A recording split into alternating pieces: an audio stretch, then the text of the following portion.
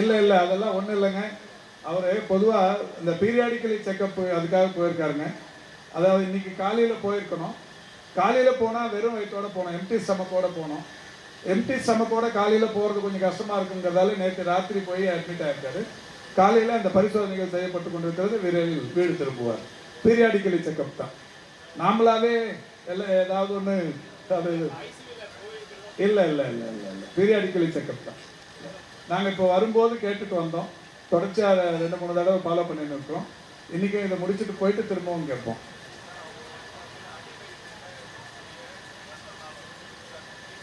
இல்லை, நாங்கள் கேட்ட வகையில் நாங்கள் மருத்துவர்கள் கேட்குறோம், அங்கே இருக்கிற இன்சார்ஜுகளை. ஏன்னா அவர் ஒரு பெரிய செலிபிரிட்டி. அவர் அட்மிட் ஆனார்னோடனே உடனடியாக கேட்டோம். ராத்திரியும் கேட்டோம், காலையிலையும் கேட்டோம், இங்கே வரும்போதும் கேட்டோம். அவங்க இது மாதிரி எம்டி ஸ்டமக்கோட வரணுங்கிறதுக்காக தான் நைட்டு வர வச்சோம். பீரியாடிக்கலி செக்கப் நடக்குது, ஒன்றும் இல்லை, நல்லா இருக்காருன்னு சொல்லியிருக்காங்க.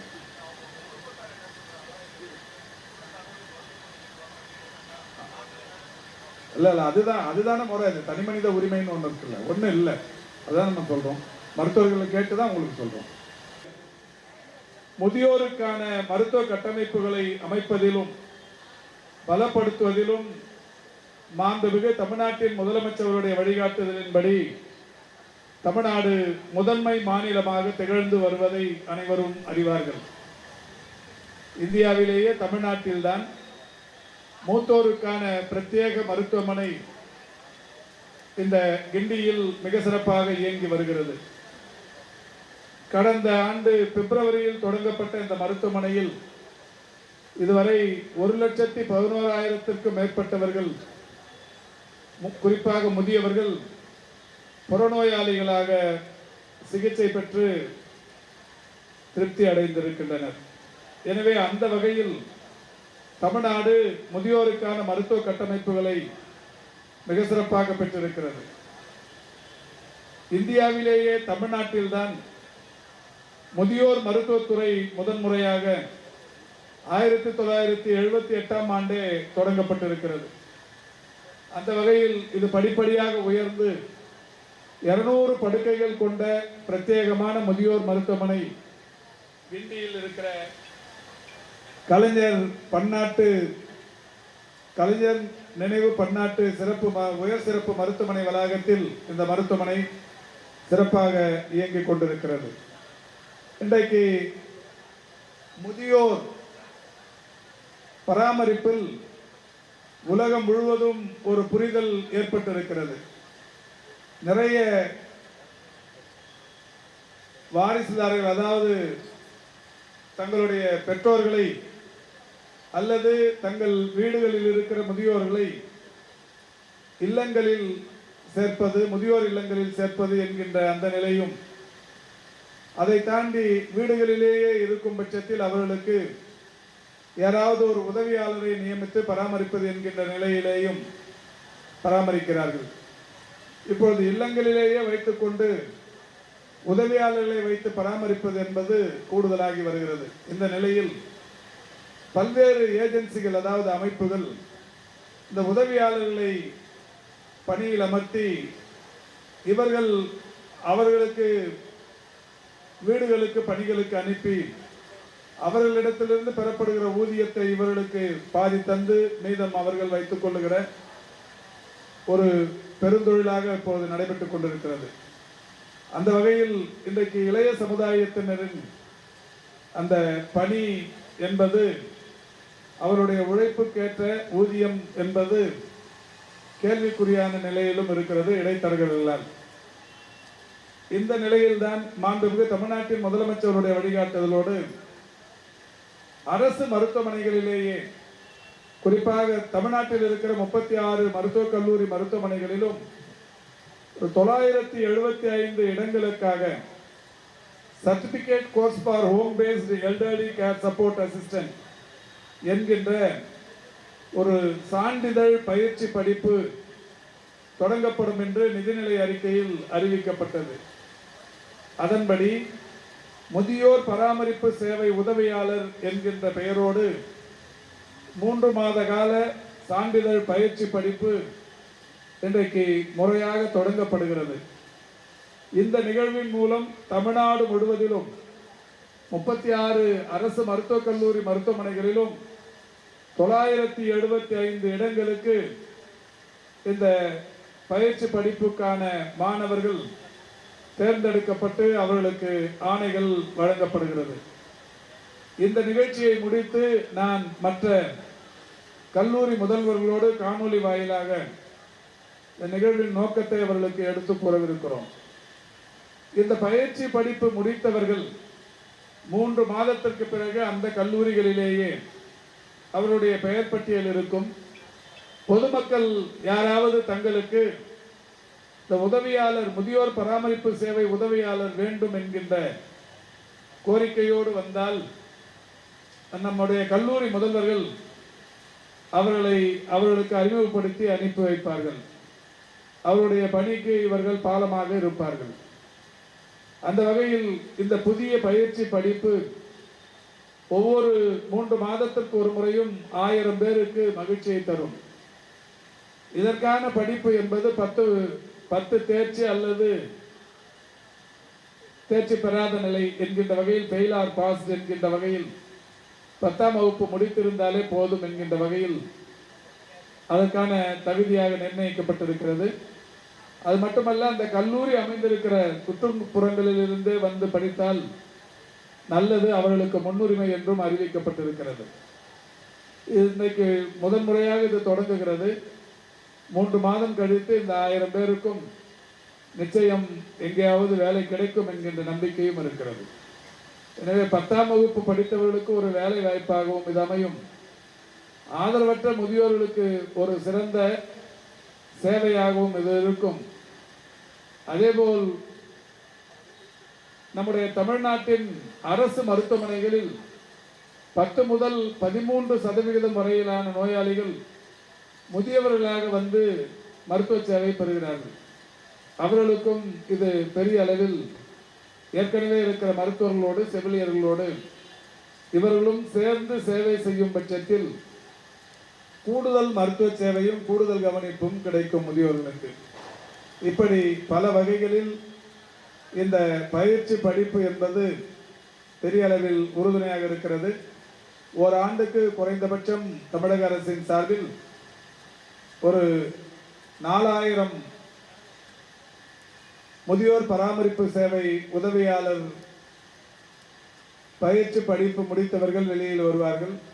இந்த 4000 பேருக்கும் நிச்சயமாக வேலை வாய்ப்புகளும் உறுதிப்படுத்தப்படும் என்கின்ற வகையில் இந்த திட்டம் இன்றைக்கு இங்கே முறையாக தொடங்கி வைக்கப்பட்டிருக்கிறது. இந்த தேசிய முதியோர் மருத்துவ மையத்தில் சர்வதேச முதியோர் தினத்தை முன்னிட்டு இங்கே சிகிச்சை பெறுகிற முதியோர்களுக்கு பல்வேறு விளையாட்டு போட்டிகள் நடத்தப்பட்டிருக்கிறது. கேரம் போர்டு, பல்லாங்குழி, புத்தகம் வாசிப்பு போன்ற பல்வேறு போட்டிகளை நடத்தி அதில் இங்கே மருத்துவ சேவை பெற்று வருகிற முதியோரையும் பங்கேற்க செய்து அதில் வெற்றி பெற்றவர்களுக்கு சிறு சிறு பரிசுகளும் தற்போது தந்து அவர்களை ஊக்கப்படுத்தியும் உற்சாகப்படுத்தியும் இருக்கிறோம். அந்த வகையில் இந்த மருத்துவ மையம் என்பது ஒரு இந்திய அளவில் மட்டுமல்ல, உலக அளவிலும் முதியோர்களுக்கு மருத்துவ சேவையாற்றும் ஒரு சிறந்த மையமாக இருந்து கொண்டிருக்கிறது.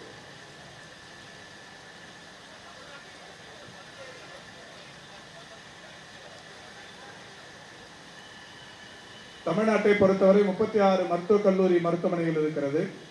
பொதுவாக இந்த 2-3 மாதங்களில், அதாவது பணி ஓய்வு பெற்ற கல்லூரி முதல்வர்கள் அவர்களுக்கு பதிலாக கல்லூரி முதல்வர்களை நியமிக்க வேண்டும். 5 மணிக்கு அவர்கள் பணி ஓய்வு பெறுகிறார்கள் என்றால், பணி ஓய்வு பெறுகிற போதே 4:55க்கு இன்னொரு முதல்வர் வந்து அந்த கல்லூரியில் பொறுப்பேற்றுக் கொள்வார். யார் அந்த முதல்வர் என்றால், கல்லூரியில் அதாவது பேனல்ல இல்லாத ஒருத்தர் அங்கே வந்துட முடியாது. அந்த கல்லூரியிலேயே சீனியர் யாருன்னு பார்த்து முதல்வர் தகுதிக்குரிய ஒருவர் தான் அந்த இடத்துல நியமிச்சுட்டு அவங்க கையில் இன்சார்ஜ் கொடுத்துட்டு வெளில போவாங்க. இது நியதி. அந்த வகையில் தான் இருக்கிறது. காலி இடங்கள் என்று இதை எடுத்துக்கொள்ள முடியாது. பொறுப்பு முதல்வர்கள் என்னைக்கு அவங்க வந்து பணியிலிருந்து ஓய்வு பெறுகிறார்களோ அன்றைக்கே வேறு ஒரு முதல்வரும் வருகிறார். என்றாலும் கூட ஒரு நிரந்தர முதல்வர் போடணும். அதுக்கு வந்து ஒரு பேனல் ரெடி பண்ணோம். 26 முதல்வர்களுடனான ஒரு பேனல் ரெடி பண்ணோம். அதுக்கான தகுதி, கல்வி, அவங்களுடைய பயிற்சி, இந்த மாதிரி நிறைய விஷயங்கள், பயிற்றுவித்த காலம், இந்த மாதிரி விஷயங்கள்லாம் ஒரு கல்லூரி முதல்வருக்கு என்னென்ன தகுதிகள் இருக்கிறது என்று அரசு நிர்ணயித்திருக்கிறது. அந்த தகுதிகளின் அடிப்படையில் தான் பேனல் ரெடி பண்ணுவாங்க. அது மாதிரி பேனல் ரெடி பண்ணாங்க 26 பேர். ஒரு 2 பேர் நீதிமன்றத்திற்கு சென்று விட்டார்கள், சென்னை உயர் நீதிமன்றத்துக்கு.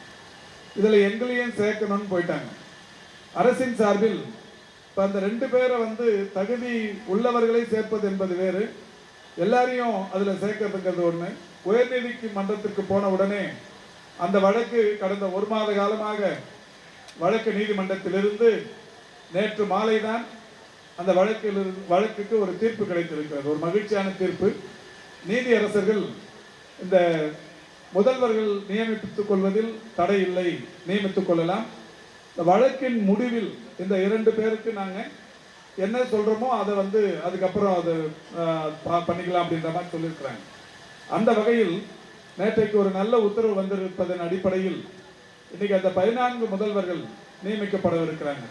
இந்த 14 முதல்வர்கள் நியமிக்கப்படணும்னா அந்த 26 பேரோட பேனல் ஏற்கனவே கோர்ட்டில் சப்மிட் பண்ண பேனல் இன்னைக்கு மாண்புமிகு முதல்வர் அவர்கள் ஒப்புதல் தரணும். மாண்புமிகு முதல்வர் அவர்களிடத்தில் இன்றைக்கு ஒப்புதல் பெறப்பட்டுவிடும். இன்றைக்கு மாண்புமிகு முதல்வர் ஒப்புதல் பெறப்பட்டவுடன் இன்று மாலையோ இரவோ இந்த 26 பேர்ல 14 முதல்வர்கள் நியமிக்கப்படுவார்கள்.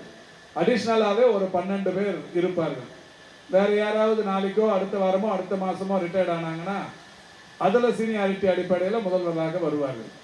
ஆக 26 பேருடைய அந்த பேனல் என்பது இன்னைக்கு அப்ரூவல் ஆகிடும். இந்த ஓரிரு மாத கால இந்த இடைவெளிக்கு காரணம் அந்த ஒரு 2 பேர் நீதிமன்றத்திற்கு சென்றது. நமக்கு நல்ல தீர்ப்பு கிடைத்திருக்கிறது. இன்றைய அந்த இடங்கள் பூர்த்தி செய்யப்படும், நிவர்த்தி செய்யப்படும்.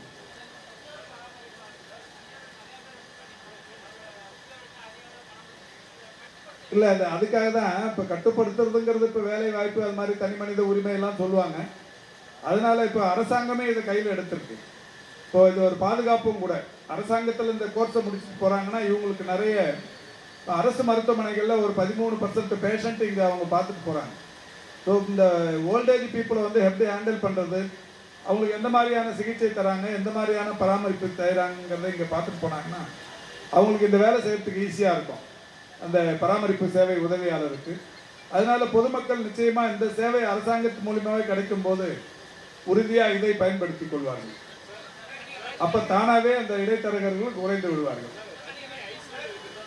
இல்லை அதெல்லாம் ஒன்றும் இல்லைங்க. அவர் பொதுவாக இந்த பீரியாடிக்கலி செக்கப் அதுக்காக போயிருக்காருங்க.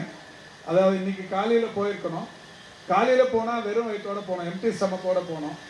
எம்டி ஸ்டமக்கோட காலையில் போகிறது கொஞ்சம் கஷ்டமாக இருக்குங்கிறதால நேற்று ராத்திரி போய் அட்மிட் ஆகிருக்காரு. காலையில் அந்த பரிசோதனைகள் செய்யப்பட்டு கொண்டிருக்கிறது. விரைவில் வீடு திரும்புவார். பீரியாடிக்கலி செக்கப் தான். நாமளாவே எல்லாம் ஏதாவது ஒன்று அது இல்லை பீரியாடிக்கலி செக்கப் தான். நாங்கள் இப்போ வரும்போது கேட்டுட்டு வந்தோம். தொடர்ச்சியாக 2-3 தடவை ஃபாலோ பண்ணிட்டு இருக்கிறோம். இன்றைக்கும் இதை முடிச்சுட்டு போயிட்டு திரும்பவும் கேட்போம்.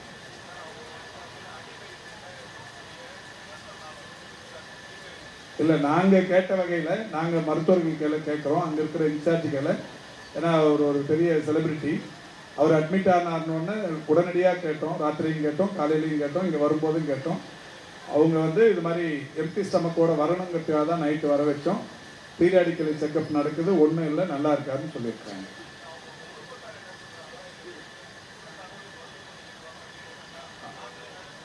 இல்லை அதுதானே முறை. அது தனி மனித உரிமைன்னு ஒன்று இருக்குல்ல, ஒன்றும் இல்லை. அதான் நம்ம சொல்கிறோம். மருத்துவர்களை கேட்டு தான் உங்களுக்கு சொல்கிறோம்.